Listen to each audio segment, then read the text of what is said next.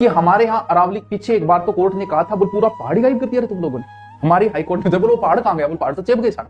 यानी अरावली का क्या चल रहा है, खनन माफिया जो है अरावली को सल्टाने में लगे हुए। कैसे? क्यों? क्योंकि हमें क्या बनाने, मकान बनाने हैं, बजरी चाहिए, जो भी सामान चाहिए वो कहां है। क्यों? क्योंकि अरावली तो जीवन रेखा है राजस्थान की, सारी चीजें इसमें आती है।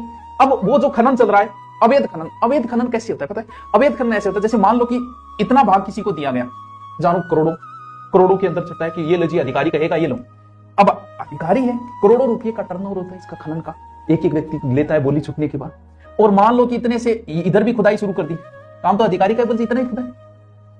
अब क्या कह दिया कि 100 मीटर से नीचे तो अरावली में है ही नहीं, तो फिर करो गाइब, जाने दो उनको। क्यों 100 मीटर से नीचे उनका रखना है, ऊंची है उनको रखना है, बाकी तो अरावली में है ही नहीं, तो उसका अवैध खनन शुरू हो जाएगा।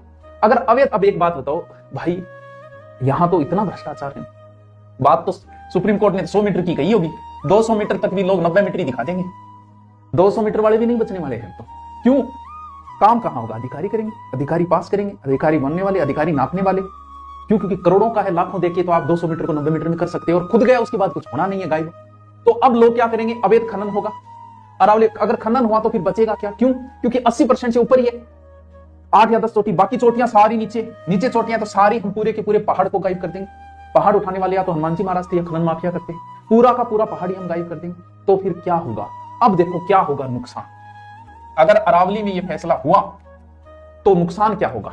इधर मरुस्थल जाने से कौन रोक रहा है? सर अरावली रोक रही। पूरा राजस्थान जिस वजह से मरुस्थल के नाम से जाना जाता है, अरावली अगर कटी तो पूरा राजस्थान मरुस्थल हो जाएगा। गर्म हवाएं भी उस साइड की ओर जानी शुरू हो जाएंगी। बंगाल की खाड़ी से इधर से होते हुए जो मानसून आता है उसे अरावली रोकती है। पूर्वी राजस्थान पूरा हरा भरा है, पश्चिमी राजस्थान पूरा मरुस्थल है। अगर अरावली नहीं रही तो भाई पूर्वी राजस्थान वालों, भरतपुर, अलवर, धौलपुर, कोटा, बंदी, सवाई माधोपुर, प्रतापगढ़, सुन लो, तुम्हारे वहां भी वही सूखा पड़ेगा जो पूरे राजस्थान में पड़ता है। क्यों? क्योंकि आपको अरावली ही वर्षा दे रही है, अरावली से टकरा के ही आपको वर्षा हो रही है। ये जो नदियां निकलती है राजस्थान की 80% नदियां अरावली से निकल रही है, वो नदियां ही नहीं रहेगी, नदियों का मार्ग बदल जाएगा, नदियां रहेगी नहीं, जलवायु परिवर्तन हो जाएगा। अरावली नहीं रही तो आंधियां आएगी, मरुस्थल होगा, वर्षा की अनियमितता होगी, धूल उड़ेगी पूरे राजस्थान में। उन सबको रोकने का काम ये करती है। पूरे पूर्वी राजस्थान में बरसात अरावली करती है।